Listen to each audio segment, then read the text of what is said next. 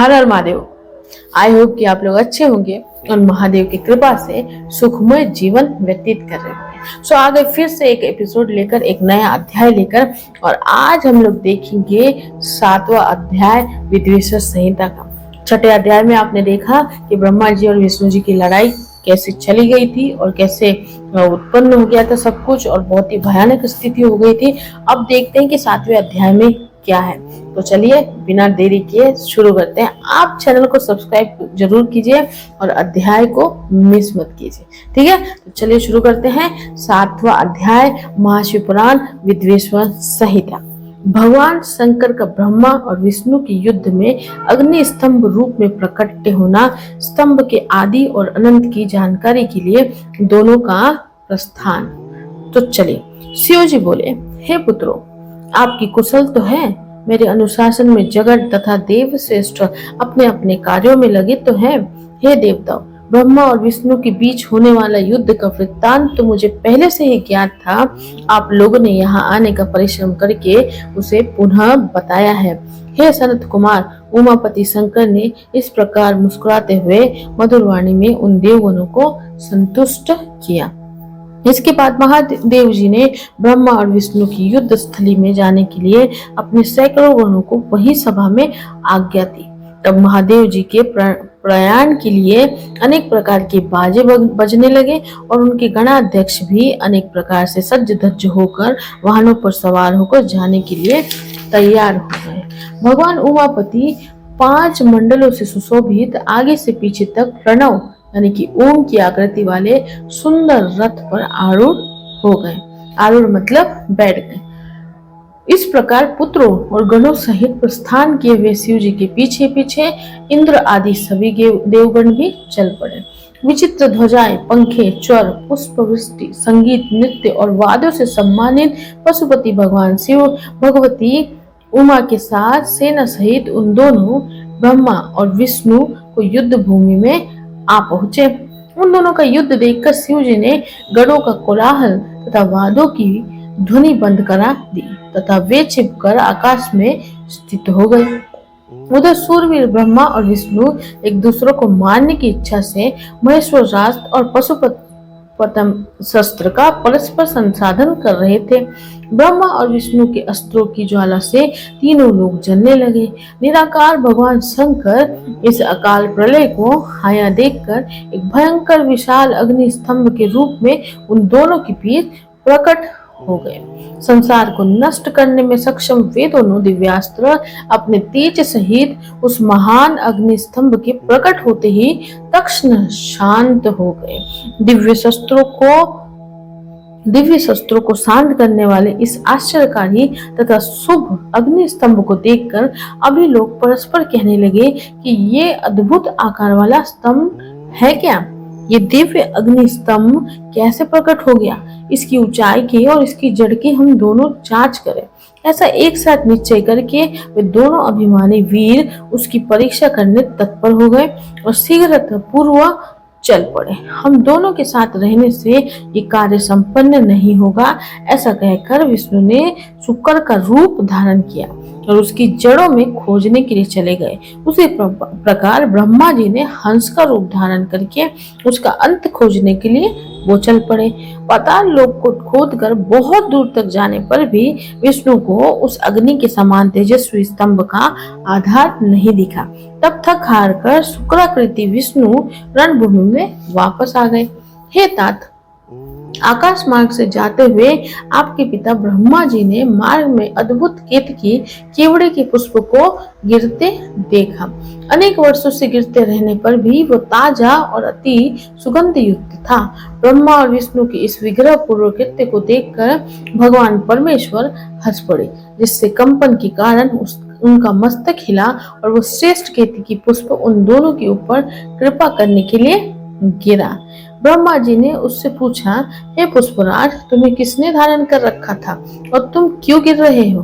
केतकी ने उत्तर दिया, इस पुरातन और अप्रमेय स्तंभ के बीच में मैं बहुत समय से गिर रहा हूँ, फिर भी इसके आदि को नहीं देख सका, अतः आप भी इस स्तंभ का अंत देखने की आशा छोड़ दे। ब्रह्मा जी ने कहा, मैं तो हंस का रूप लेकर इसका अंत देखने के लिए यहाँ आया हूँ।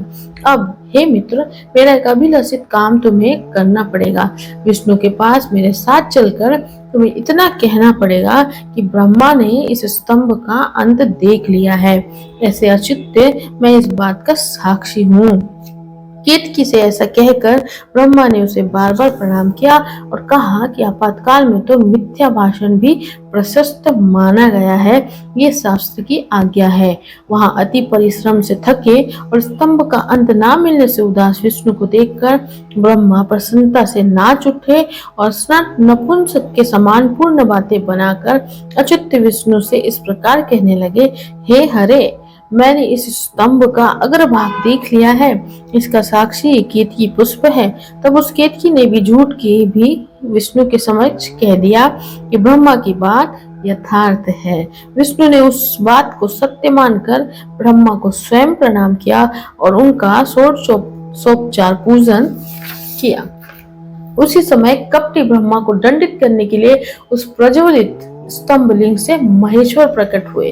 तब महेश्वर को प्रकट हुआ देखकर विष्णु उठ खड़े हुए और कांपते हाथों से उनका चरण पकड़कर कहने लगे, हे करुणाकर आदि और अंत से रहित शरीर वाले आप परमेश्वर के विषय में मैंने मोह बुद्धि से बहुत विचार किया, किंतु कामनाओं से उत्पन्न वो विचार सफल नहीं हुआ। अतः आप हम पर प्रसन्न हो, हमारे पापों को नष्ट करे और हमें क्षमा करे। ये सब आपकी लीला से ही हुआ है। तो ईश्वर बोले, हे वत्स, मैं तुम पर प्रसन्न नहीं हूँ, क्योंकि श्रेष्ठता की कामना होने पर भी तुमने सत्य वचन का पालन किया। इसीलिए लोगों में तुम मेरे समान ही प्रतिष्ठा और सत्कार प्राप्त करोगे। हे हरे, अब से आपकी पृथक मूर्ति बनाकर पुण्य क्षेत्रों में प्रतिष्ठित की जाएगी और उसका उत्सव पूर्वक पूजन होगा। इस प्रकार परमेश्वर ने विष्णु की सत्य निष्ठा से प्रसन्न होकर देवताओं के समान उन्हें अपनी समानता प्रदान की। इस प्रकार से शिव महापुराण के अंतर्गत प्रथम विद्वेश्वर संहिता में अग्नि स्तंभ के प्रकट का वर्णन नामक 7वां अध्याय पूर्ण हुआ। हर हर महादेव। सो देखा आपने दोस्तों, ये था 7वां अध्याय। और 7वें अध्याय में आपने देखा कि ब्रह्मा जी ने और विष्णु जी ने खोज करने के लिए, एक दूसरे को मारने के लिए, एक दूसरे पे अपनी वर्चस्व पैदा करने के लिए उन्होंने ब्रह्मांड को भी खतरे में डाल दिया। तब महादेव ने एक स्तंभ रूपी एक रूप लिया और उन्हें वो ढूंढने के लिए कहा। तो ब्रह्मा जी भी ढूंढने लगे और विष्णु जी भी ढूंढने लगे, लेकिन दोनों को मिला ही नहीं वो स्तंभ का छोर। और तब जो विष्णु जी थे वो तो थक के हार के आ गए, लेकिन ब्रह्मा जी जो थे उन्होंने छल करने का प्रयास किया और वहां पे जो फूल था जिसका नाम केतकी फूल था, और ये फूल को भी कहा कि तुम झूठ बोलो विष्णु को चलकर कि मैंने इसका छोर ढूंढ लिया है और मेरा वर्चस्व जो है वो साबित हो जाएगा। तो फिर केतकी को भी अपने प्लान में मिलाकर ब्रह्मा जी विष्णु जी के पास गए और उन्होंने सब कुछ असत्य उन्हें बता दिया और विष्णु जी भी यकीन कर लिए और विष्णु जी ने भी उन्हें श्रेष्ठ मान लिया। सो ये कहानी से मतलब होता है। उसी बीच में महादेव जो है प्रकट होते हैं और वो फिर बताते हैं विष्णु जी को, और विष्णु मतलब अभी प्रकट हुए हैं महादेव और विष्णु जी की तारीफ कर रहे हैं कि भाई इतना होने पर भी तुमने सत्य का साथ दिया, तो इसलिए तुम हर जगह पूजे जाओगे, एक मूर्ति रूप में तुम्हारी पूजा होगी और तुम श्रेष्ठ कहलाओगे।